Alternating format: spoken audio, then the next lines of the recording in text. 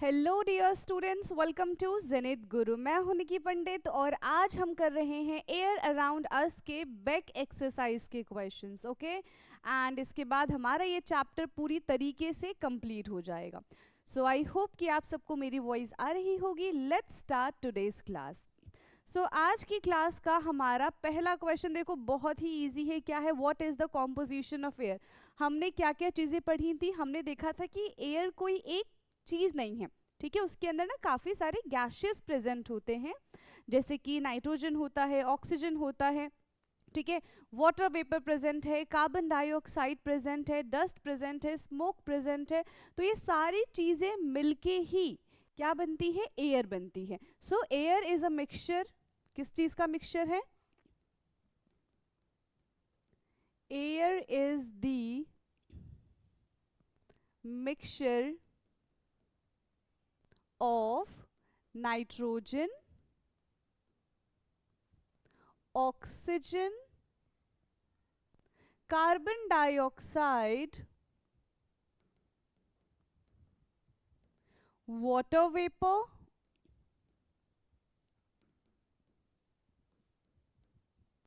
and some dust particles।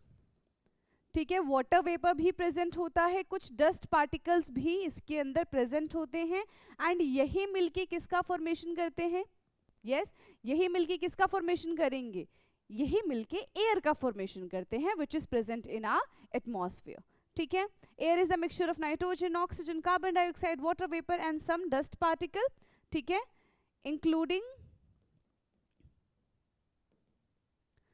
few other gases, including few other gaseous form air।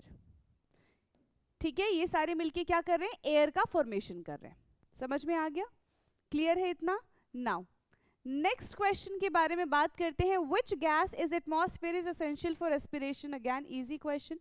कौन सा यहाँ पे oxygen essential होता है रेस्पिरेशन के लिए? तो क्या हो जाएगा? One and only oxygen.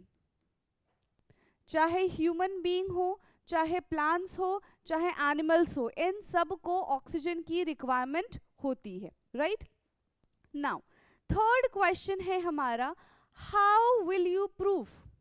ठीक है, हम कैसे प्रूव करेंगे दैट एयर सपोर्ट्स बर्निंग, कि एयर की वजह से ही बर्निंग होती है। जैसे ही एयर, यानी कि यहाँ पे ऑक्सीजन की, स्पेसिफिकली किसकी बात की जा रही है? ऑक्सीजन के बारे में बात की जा रही है।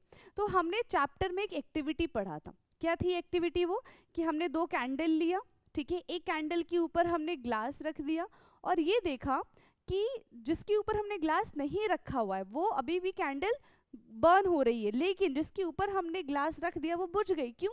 क्योंकि आसपास उसके जितने भी सराउंडिंग्स थे वहां पे कोई भी ऑक्सीजन के मॉलिक्यूल्स प्रेजेंट नहीं थे। सो विदाउट ऑक्सीजन वो क्या नहीं हो सकता है? यस, बिना ऑक्सीजन के उसके पास कोई, ऑक्सीजन नहीं होगा तो सपोर्ट नहीं होगा, सपोर्ट नहीं होगा तो बर्न नहीं हो पाएगा। राइट तो इसके लिए हमको क्या करना पड़ेगा? सारी चीजें जो जो भी हमने आपको समझाई है वही चीजें हमें यहाँ पे लिखनी है। ठीक है, सो सबसे पहले हम बर्निंग कैंडल्स ले लेंगे। Take burning candles.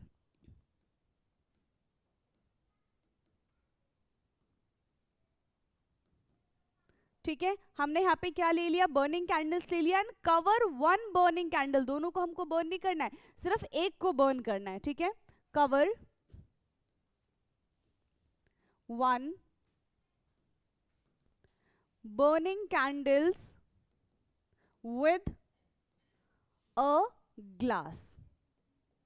ठीक है, ग्लास से हम उसको क्या कर देंगे? कवर कर देंगे।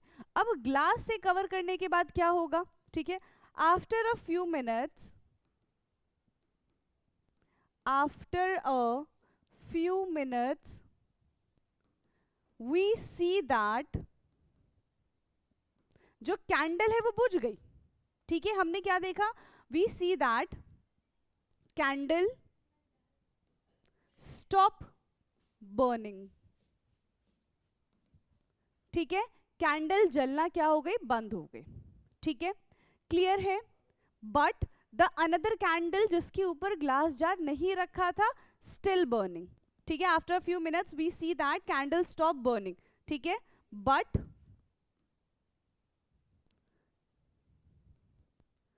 another candle which not covered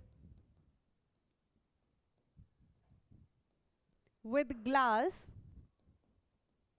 is still burning, is still burning, वो अभी भी ग्लो कर रही है, वो अभी भी बर्न हो रही है. So this experiment prove that air supports burning, ठीक है. सो this experiment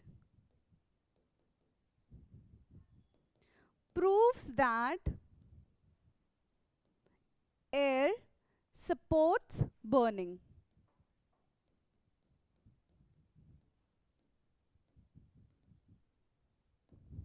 ठीक है, एयर की वजह से बर्निंग होती है, और बुक में इससे रिलेटेड डायग्राम्स भी बने हुए, तो आप उनको भी देख सकते हो. Okay, now next question number 4th. So question 4th is how will you show that air is dissolved in water. हम कैसे बताएंगे कि एयर जो है वो वाटर में डिसॉल्व है. इसके हमने दो एग्जाम्पल्स देखे. पहला एग्जाम्पल कि हमारे पास खाली बॉटल था, है ना, हमने उसको क्या किया, पानी में डाला, राइट. इसमें air is dissolve in water. अच्छा, वाटर की डायरेक्टली बात कर रहे हैं, तो एक काम करते इसको बॉईल कर देते. हाँ, हम पानी को क्या कर सकते हैं, यहाँ पे गर्म कर सकते हैं, बॉईल कर सकते हैं. जैसे ही पानी बॉईल होना शुरू हो जाएगा, हमें वहां पे क्या दिखेंगे, पानी गर्म हो रहा है, नीचे छोटे छोटे से बबल्स दिखेंगे, एंड वो बबल्स क्या है, वो एयर को इंडिकेट कर रहे हैं, ठीक है. दैट बबल शो कि वो एयर जो है वाटर के अंदर ट्रैप्ड है, ठीक है. हमें इसमें क्या करना है, एक वेसल ले लेंगे, ठीक है, ग्लास का वेसल ले लो या फिर एक बीकर ले लो, ठीक. उस पानी को हीट करना शुरू कर दो, ठीक है. अब इतना भी हीट नहीं कर देना है, बॉइलिंग पॉइंट से जस्ट पहले वाला पॉइंट हमको ऑब्जर्व करना है. उसके इनर सरफेस को देखो, उसके नीचे वाले सरफेस को देखो, ठीक है. तो हमें वहां पे क्या दिखाई देगा, छोटे छोटे छोटे छोटे से बबल्स हमको वहां पे नजर आएंगे. Clear. So take a water vessel और बीकर. आपको वेसल में पानी लेना है या फिर आप बीकर में पानी ले सकते हो, क्लियर है, दोनों में से किसी में ले लो. फिर हीट इट स्लोली, इसको धीरे धीरे आराम से इसको हीट करो, ठीक है, before it getting boiled, before it getting boiled,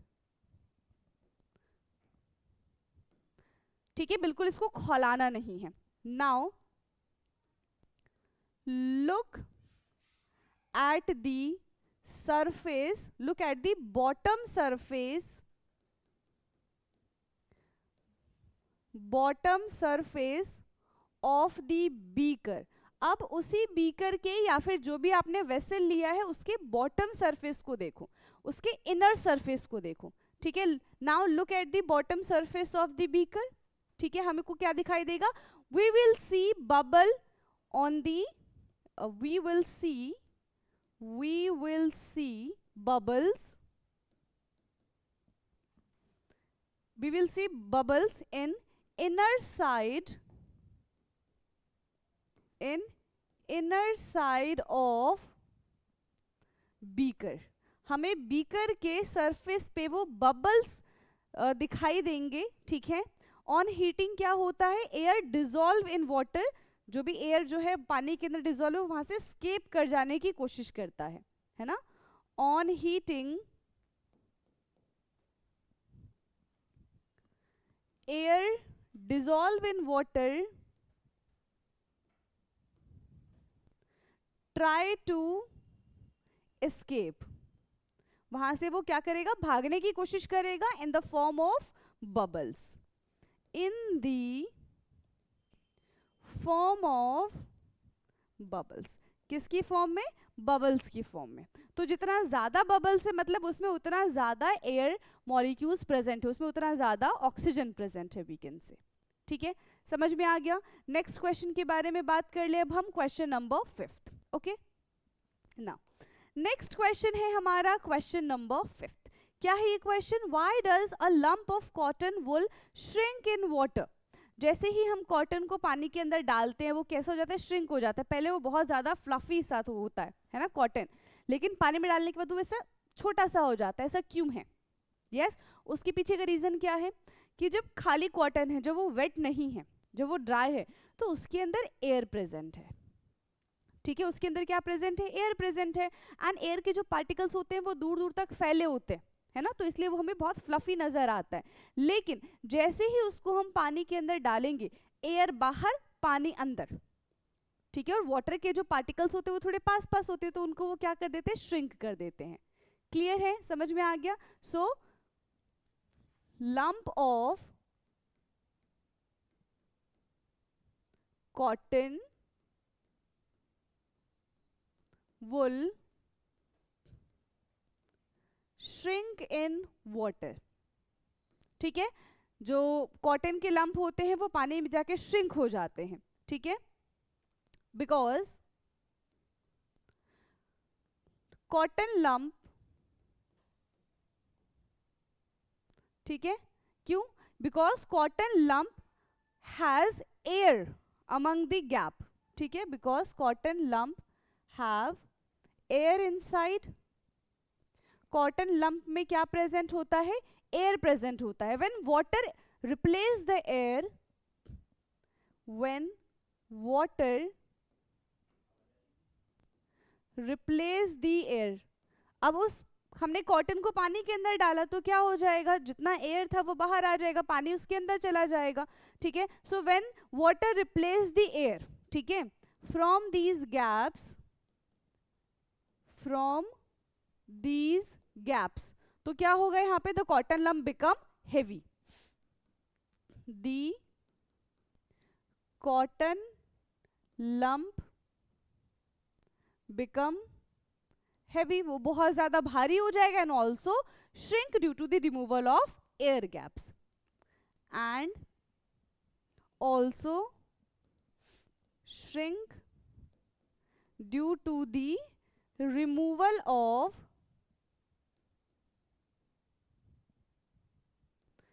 air gaps। Clear है? आई होप कि ये क्वेश्चन आपको समझ में आया होगा कि क्वेश्चन 5 क्या था कि जो वाटर, ये जो कॉटन के लम्स होते हैं वो क्या होते हैं? बहुत ज़्यादा फ्लफी होते हैं, पानी में डालते ही वो श्रिंक हो जाते हैं। द रीज़न बिहाइंड इट कि उनके अंदर का एयर बाहर हो जाता है when we drop that cotton lump in water. ठीक है, वाटर क्या करता है? एयर की जगह आ जाता है और वो हैवी हो जाता है और श्रिंक हो जाता है। ठीक है, नाउ नेक्स्ट क्वेश्चन है हमारा question number 6। The layer of air around the earth is known as, the layer of air around the earth is known as its atmosphere. क्या कहा जाता है इसको? इसको कहते हैं हम एटमॉस्फेयर। तो क्वेश्चन 6 का क्या आंसर हो जाएगा? Atmosphere, right. नेक्स्ट है हमारा question number 7। The component of air used by the green plants to make their food. Yes, green plants को क्या चाहिए अपना खाना बनाने के लिए? To do the photosynthesis they required carbon dioxide. किस चीज की इनको जरूरत है? इनको जरूरत है कार्बन डाइऑक्साइड, और इसका पता है फॉर्मूला क्या होता है? CO2। इस तरीके से हम कार्बन डाइऑक्साइड को रिप्रेजेंट करते हैं। Okay, now next question is list 5 activities that are possible due to the presence of air. 5 ऐसी चीज जो एयर होने की वजह से हो सकता है। तो सबसे पहली तो देखो हमने बुक में देखी थी कि हम अपनी फिरकी को घुमा सकते हैं, है ना। हम क्या कर सकते हैं? टू मेक सिंपल फिरकी बना सकते हैं।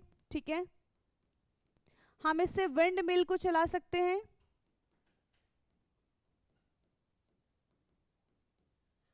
ठीक है, पहला है यहाँ पे क्या? टू मेक अ सिंपल फिरकी। दूसरा किस में काम आता है? ये विंड मिल में काम आता है। To rotate windmill, to rotate windmill. ठीक है, प्रेजेंस ऑफ एयर की बात की जा रही है तो फोटोसिंथेसिस में ठीक है, फोटोसिंथेसिस में ये हेल्प करता है, रेस्पिरेशन में हेल्प करता है ना, एंड बर्निंग में ये हेल्प करता है। ठीक है, तो ये सारे पॉइंट्स का इस्तेमाल होता है just because of presence of air. अगर एयर नहीं होगा तो हम रेस्पायर नहीं कर पाएंगे, कोई चीज़ बर्न नहीं हो पाएगी, फोटोसिंथेसिस नहीं हो पाएगा, विंड मिल रोटेट नहीं हो पाएंगे, एंड हम सिंपल फिरकी नहीं बना पाएंगे ना। सबसे मेन इंपॉर्टेंट चीज़ तो यही है कि नहीं है। चलिए, तो क्वेश्चन 8 यहाँ पे हमारा होता है खत्म। अब हम बात करते हैं क्वेश्चन 9 की। सो क्वेश्चन 9 क्या है? How do plants and animals help each other in exchange of gases in the atmosphere? Plants and animals एक दूसरे की हेल्प कैसे करते हैं गैस को एक्सचेंज करने में? देखो, plants need carbon dioxide to do photosynthesis and it release oxygen in environment, whereas animal need oxygen to respire, ठीक है, and it give back to the carbon dioxide to the environment so that plants can take it, ठीक है। तो इस तरीके से क्या होता है, कार्बन डाइऑक्साइड एंड ऑक्सीजन का बैलेंस एकदम मेंटेन रहता है। अगर किसी ने भी गड़बड़ी की तो हमारा पूरा बैलेंस जो है वो बिगड़ जाएगा ऑक्सीजन का, ठीक है, समझ में आ गया। तो चलो, how do plants and animals help each other in exchanges of the gases in the atmosphere? तो हम क्या लिखेंगे, animal and plants, animals and plants both, animals and plant both required oxygen to animals and plants both required oxygen during respiration, during respiration. तो respiration के time पे चाहे animals हो चाहे प्लांट्स हो, इन दोनों को ही ऑक्सीजन की नीड है, ठीक है। एंड दे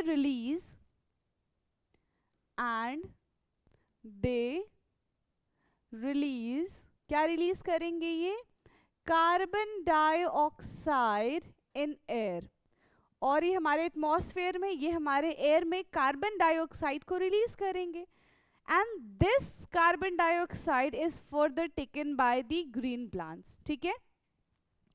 but यहाँ पे हम क्या लिखेंगे, but green plants also, but green plants also, ठीक है, but green plants also do photosynthesis. So in this case it take carbon dioxide and release oxygen and release oxygen. So in this case plants take carbon dioxide and release oxygen in air, ठीक है, release oxygen in air। वो हमारे atmosphere में क्या release करेंगे, air को release करेंगे, ठीक। So through this we can say plants and animals help each other in exchange of gases in the atmosphere, right. So thus we can say that plants and animals